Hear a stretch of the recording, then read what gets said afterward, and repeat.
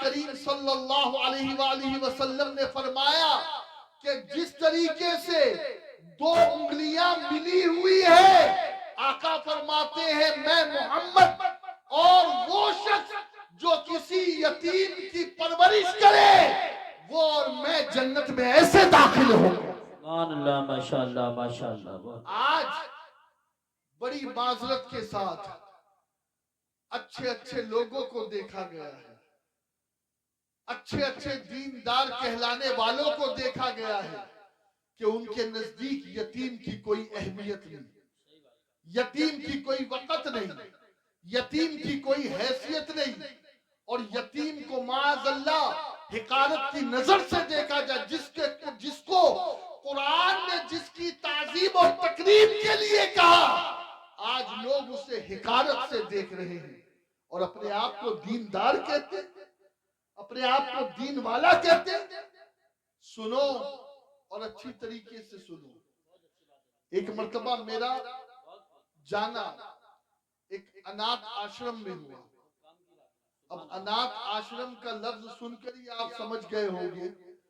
کہ میں کہاں گیا تھا۔ میں نے وہاں دیکھا کم و بیش 100 سے 150 بچے اور بچیاں، اور ان میں جب میں نے ان سے پوچھا کہ کیا یہاں مسلم بچے اور مسلم بچیاں بھی ہیں، تو انہوں نے مجھے جواب دیا کہ ہاں ہمارے وہاں کم و بیش 30 سے 35 مسلم بچے اور مسلم بچیاں بھی ہیں۔ خیر، جب میں وہاں سے پلٹا تو میرے آنکھوں سے آنسو آئے، میں رونے لگا۔ وجہ کیا؟ اس لیے کہ میں نے جب اس آشرم کا ماحول دیکھا تو میں اس نتیجے پر پہنچا کہ جتنے بھی مسلم بچے یا مسلم بچیاں اس آشرم میں ہیں، پڑھ رہے ہیں، جو یتیم جو پرورش پا رہے ہیں، ان میں سے شاید کہ کسی کا دین باقی رہ سکے۔ وجہ یہ کہ صبح ہوتی ہے تو شرک سے، دوپہر شرک کی تعلیمات دی جاتی ہے، شام ہوتی ہے تو پھر شرکیہ ماحول ہوتا ہے، اور جہاں کوئی عالم دین نہ ہو، جہاں کوئی مسلم ٹیچر نہ ہو، پھر وہاں ان 35 بچوں کا تو بس اللہ ہی حافظ ہے۔ میں نے اسی وقت سوچا آج ہماری قوم کے وہ بے غیرت لوگ جو 3-3 کروڑ کی شادیاں کرتے ہیں، جن کی شادیوں میں 50-50 لاکھ روپے کا خرچ ہوتا ہے، میں کہتا ہوں بند کرو یہ سب دکھاوا، اور اس پیسے کو جمع کر کے مسلمانوں کے لیے ایک یتیم خانہ بناؤ، تاکہ ہمارے وہ بچے جو غیروں کے انات آشرم میں یا آفن چائلڈ ہاؤس میں جا رہے ہیں اور ان کا ایمان ضائع ہو رہا ہے، ان یتیم بچوں کا ایمان محفوظ رہ سکے۔ بے شک نعرہ تکبیر، کیا نعرہ قیامت کے رسالت۔ دن ہمیں جواب نہیں دینا پڑے گا؟ یہ جو مرتد ہو رہے ہیں، یہ جو دین سے پھر رہے، آپ کو پتا ہے کسی کو کلمہ پڑھانے کا اتنا ثواب نہیں ہے جتنا ثواب کسی مسلمان کو مرتد ہونے سے بچانے کا۔ بے شک بے شک۔ اسی لیے تو حضور شیر بشی اہل سنت، مناظر اہل سنت حضرت علامہ حشمت علی خان صاحب رحمت اللہ تعالیٰ علیہ سے کسی نے جب پوچھا تھا کہ تم بہت زیادہ اعلیٰ حضرت اعلیٰ حضرت اعلیٰ حضرت کہتے ہو، تو تمہارے اعلیٰ حضرت مولانا احمد رضا نے کتنوں کو مسلمان بنایا؟ تو مولانا حشمت علی خان صاحب نے یہی جواب دیا تھا، نادان کیسا سوال ہے کہ انہوں نے کتنوں کو مسلمان بنایا؟ ارے یہ پوچھ کہ انہوں نے کروڑوں مسلمانوں کو کافر ہونے سے بچا لیا۔ سبحان اللہ سبحان اللہ، بے شک۔ یہ احسان ہے امام احمد رضا کا۔ کیا بات سمجھ میں آئی کہ کسی کو مرتد ہونے سے بچانا یہ بہت بڑا ثواب ہے، اور میں اگر آپ کے پیر پڑ سکتا اور ہاتھ جوڑ سکتا تو وہ بھی میں کر لوں۔ مت کرو یہ فضول خرچیاں، اس وقت قوم مسلم کو پیسوں کی ضرورت ہے، اور ان پیسوں کے ذریعے سے ایسے یتیم خانے بناؤ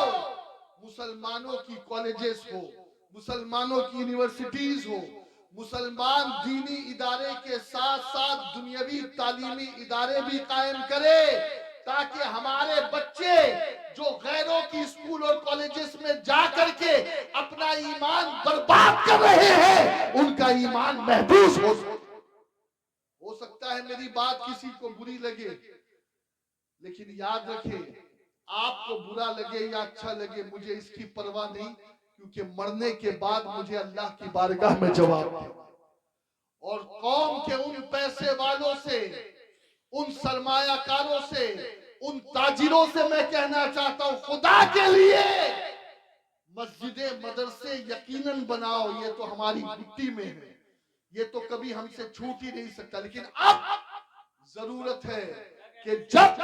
ہماری بچیوں کا نقاب چھینا جا رہا ہے یونیورسٹی میں، جب ہماری بچیوں کی آبرو ریزی کی جا رہی ہے اسکول اور کالجز میں، تو اب ذمہ داری ہے کہ مسلمانوں کی بچیوں کی کالجز ہم بنائیں کہ وہاں پر ہماری بچیاں پردے کے ساتھ بھی جائے، علم دین بھی حاصل کرے، علم دنیا بھی حاصل کرے، اور ان کی آبروئیں بھی محفوظ رہیں۔ بے شک بے شک، بہت اچھا پیغام ہے سید صاحب۔ بلکہ ایک بات میں یہاں پر اور کہنا چاہوں گا،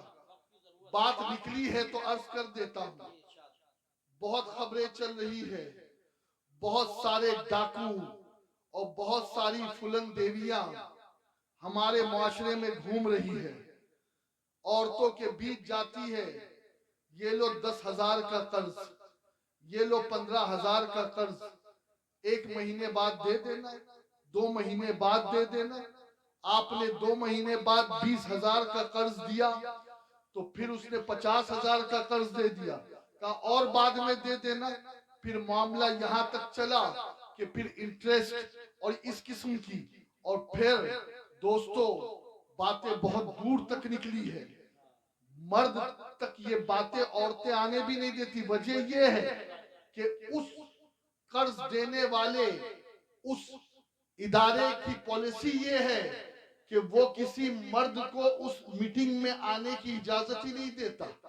وہاں صرف مسلم یا غیر مسلم خواتین ہی ہوتی ہے۔ اور پھر دوستو اس پیسے چکانے کے چکر میں صرف پیسے نہیں جاتے، آبروئیں بھی نیلام ہوتی ہے، اور اللہ معاف کرے جو آبروؤں کا سودا نہ کرے پھر ان بچیوں کو جان سے بھی جانا پڑتا ہے۔ آج معاشرے میں یہ ہو رہا ہے، ہاں بلکہ ایک آدمی تو مجھے